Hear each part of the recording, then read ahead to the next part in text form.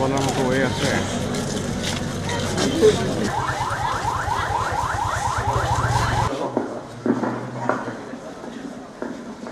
কেউ বিরুদ্ধ হয়, কেউ বিরুদ্ধ এমন বিরুদ্ধ হয় লিখে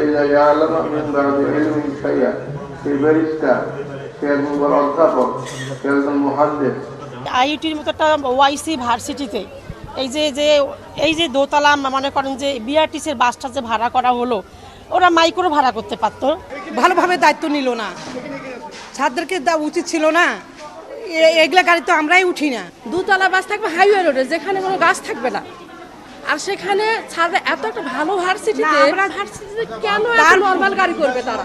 কলেজের জন্য প্রযোজ্য নয়, এটা কিন্তু একেবারে ঠিক না। কারণ প্রতিটা গার্জিয়ান বাচ্চাদেরকে মানুষ করবার জন্য, ভালো থাকার জন্য সেখানে দেয়, কিন্তু সেইখান থেকে যদি এইরকম বাচ্চাগুলো নষ্ট হয়ে যায় বা এইরকম অবস্থাটা ঘটে, তখন মা বাপের অবস্থাগুলো কি হয়? বড় গাড়িটা যাওয়ার কারণে ওখানে অ্যাক্সিডেন্টটার কারণটা, তাই না?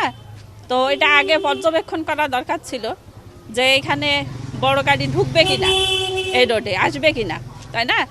তো এটা ওদের একটা, মানে আমি যেটা মনে করি যেটা ওনাদের একটা গাফিলতি হয়েছে।